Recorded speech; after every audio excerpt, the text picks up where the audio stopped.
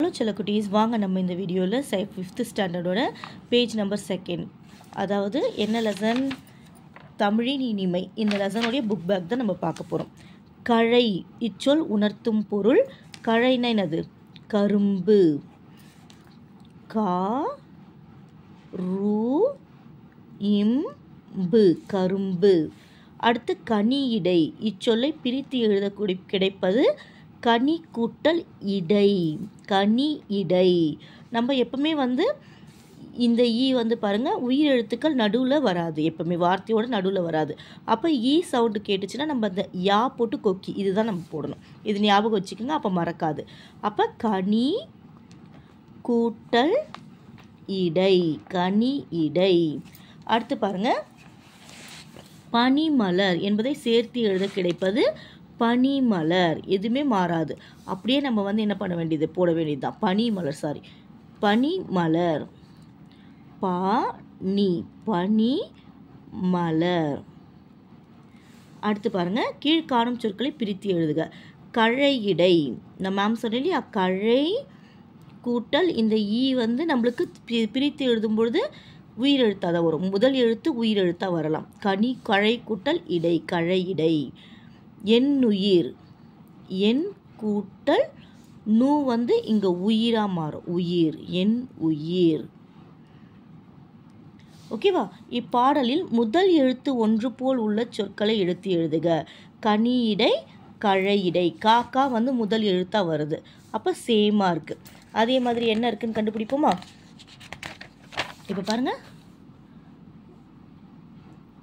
கா இருக்கு, அதே மாதிரி கா இருக்கா பார்க்குறேன். இங்கே பாருங்கள், சுளையும் சுவையும் இருக்குது, சூ இருக்குது. அப்போ எழுதி பார்க்கலாமா? சுளையும் சுளை, சுளையும் சுவையும், சுவையும், சுவையும். அடுத்து பாருங்க, வேற என்ன இருக்கு? நனி பசு இருக்கு, நல்கிய இருக்கு, நானா வருதா? அதே மாதிரி நமக்கு தமிழில் பாருங்கள், ஒரு சின்ன இது பிடிச்சிக்குங்க. இந்த நா இருக்குது, 2 சுழி நா இருக்குது, 3 சுழி நா இருக்குது நமக்கு தமிழில். அப்போ ஒரு வார்த்தையுடைய முதல் எழுத்து நாவாக வந்துச்சுன்னா அது இந்த நா தான் வரும். எப்பவுமே 2 சுழினா 3 சுழினா முதல் எழுத்தாக வராது. அப்போ நனி பசு நல்கிய, நா இல் கி ய, நல்கிய.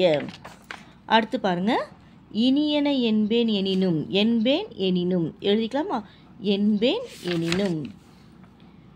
ஏ இன் பே என், என்பேன். ஏ நீ நூ இம், எனினும். முதல் எழுத்து தான் கேட்டிருக்காங்க. இப்போ பாருங்கள், பாடலில் 2ஆம் எழுத்து ஒன்று போல் வராத கேட்க சொல்லியிருக்காங்க. அப்போ நம்ம தேடுவோமா? 2வது எழுத்து என்ன இருக்குது? நீ இருக்குது, இங்கேயும் நீ இருக்குது. கனியிடை, பனிமலர் எழுதிக்கலாமா? கா நீ இடை, கனியிடை, பனிமலர், பனிமலர். அடுத்து பாருங்கள், 2ஆம் எழுத்து என்னது இருக்குது? எண்ணுயிர், என்பேன். என் இன்னு இருக்குது, அது எழுதிக்கலாமா?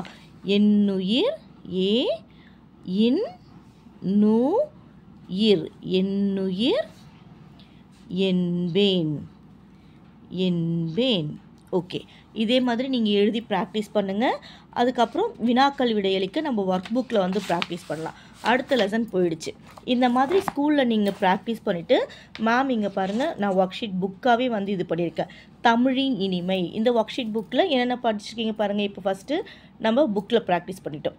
இப்போ பாருங்கள், சொற்கள் அறிவோம் கொடுத்துருக்கேன், சொல் பொருள் கொடுத்துருக்கேன், பிரித்து எழுதுக, பொறுத்துக, மெய்யெழுத்துக்களை வரிசைப்படுத்துக, இலக்கண பகுதி கொடுத்துருக்க. அதுக்கப்புறம் அந்த கொஷின் ஆன்சரை நீங்கள் எழுதி பார்க்குற மாதிரியும், இங்கேயும் ஸ்பெல்லிங் மிஸ்டேக்லாம் வராமல் இருக்கிறதுக்காக ககர வரிசையும் கொடுத்துருக்கேன். இந்த மாதிரி ஒரு லெசனை நீங்கள் ஸ்கூலில் முடிச்சுட்டு வீட்டுக்கு ப்ராக்டிஸ் பண்ணிங்கன்னா உங்களுக்கு ரொம்ப ஈஸியாக இருக்கும். நல்ல மதிப்பெண்ணும் நீங்கள் வாங்கலாம். தேங்க்யூ.